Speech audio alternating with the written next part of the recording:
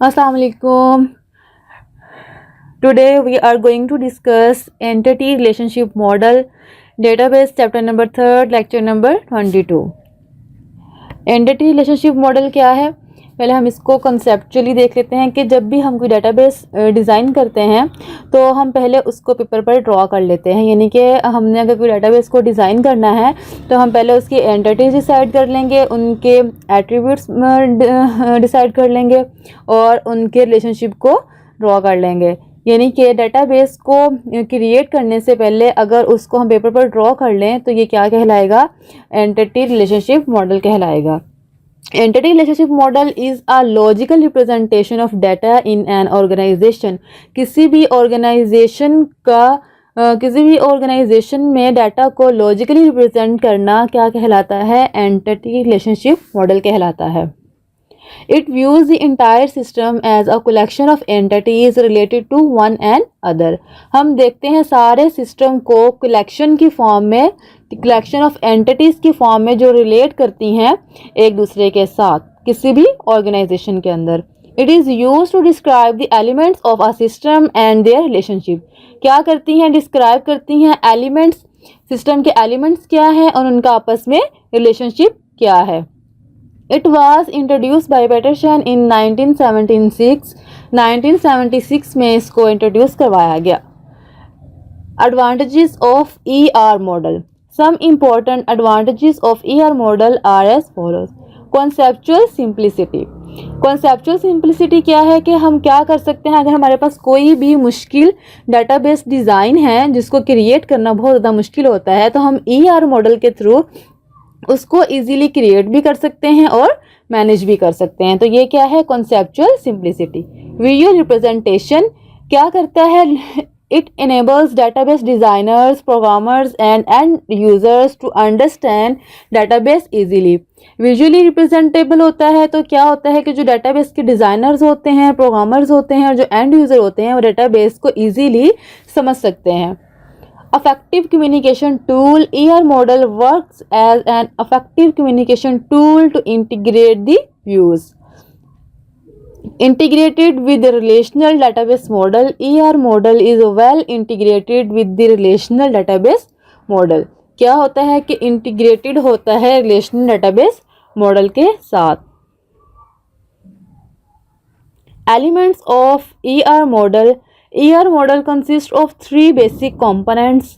First one is entities. Entities क्या है? An entity is a person, place, thing or event for which data is collected and maintained.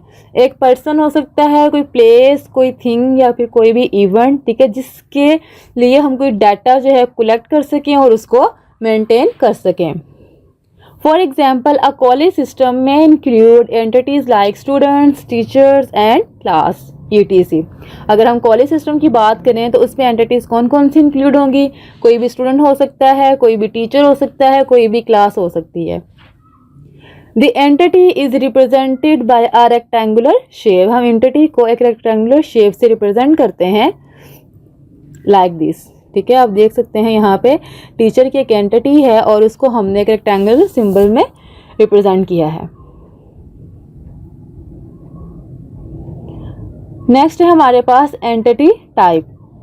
A set of entities with same attributes is called entity type. Entities का मजमुआ जिनके attributes क्या होंगे, एक जैसे होंगे, हम उनको क्या बोलेंगे, एंटिटी टाइप बोलेंगे। For example, student entity class is a set of all students. हम जानते हैं कि अगर स्टूडेंट एक एंटिटी क्लास है तो सारे सेट ऑफ ऑल स्टूडेंट्स क्या होंगे, उसकी एंटिटी टाइप होंगे। Book entity type is a collection of all books. इसी तरह अगर बुक की एंटिटी टाइप है तो कलेक्शन ऑफ ऑल बुक्स इसके अंदर इंक्लूड होंगी। उसके बाद है entity instance. A member of an entity class is also known as entity instance. Class का कोई मेंबर क्या कहलाएगा, एंटिटी इंस्टेंस कहलाएगा। For example, a student Ali of student entity type is an entity instance. ठीक है, हमारे पास ये एक स्टूडेंट एंटिटी टाइप थी। ठीक है, इसमें क्या था, सेट ऑफ ऑल स्टूडेंट्स, यानी कि सारे स्टूडेंट्स का मजमुआ इसके अंदर स्टूडेंट एंटिटी क्लास के अंदर ऐड था।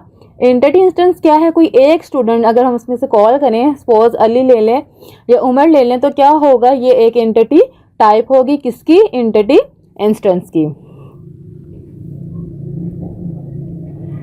नेक्स्ट है एंटिटी सेट।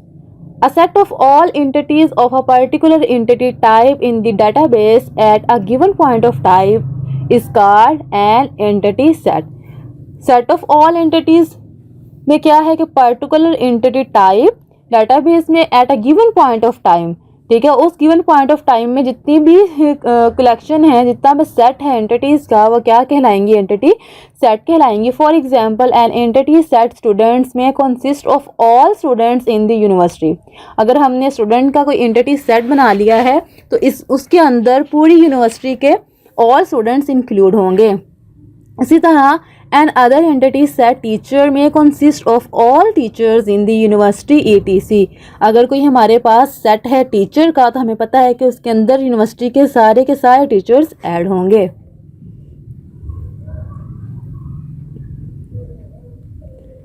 सेकेंड वन है हमारे पास एट्रीब्यूट्स। एट्रीब्यूट्स क्या होते हैं, the characteristics of an entity are called attributes और प्रॉपर्टीज। ठीक है, जो एंटिटी की खुसूसियात होंगी, ठीक है, उसको हम क्या बोलेंगे, एट्रीब्यूट्स या प्रॉपर्टीज बोलेंगे।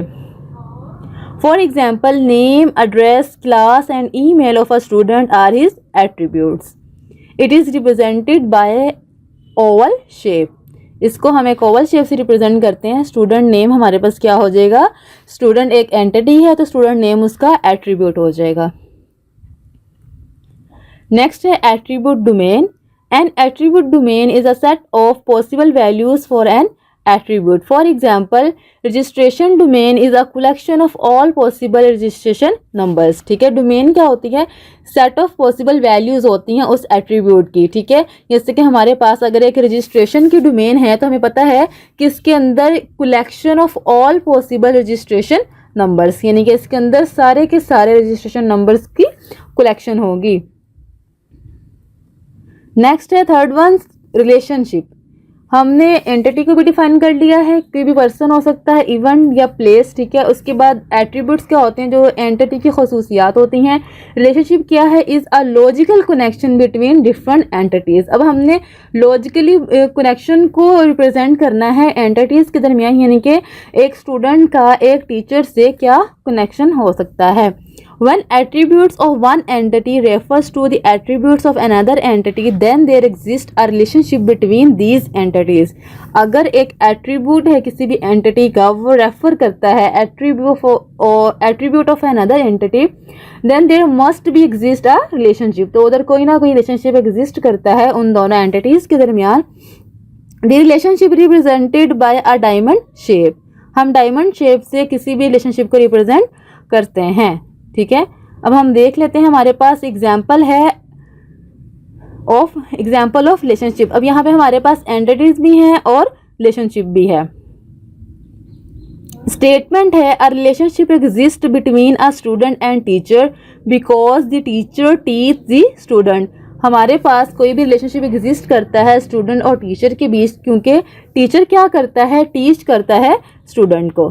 ठीक है, तो हमें पता है यहाँ पे टीचर क्या है, एक एंटिटी है, स्टूडेंट क्या है, वो भी एक एंटिटी है। ठीक है, जिसको हमने पिछली स्लाइड में डिस्कस किया है। अब यहाँ पे टीच क्या है, ये एक रिलेशनशिप को रिप्रेजेंट करता है। ठीक है, तो यहाँ पे एंटिटी वन क्या है, टीचर, एंटिटी टू क्या है, student.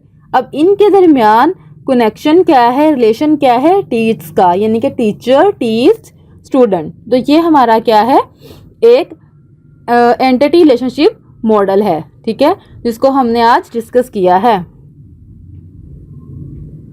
Thank you so much for watching. Allah हाफिज़।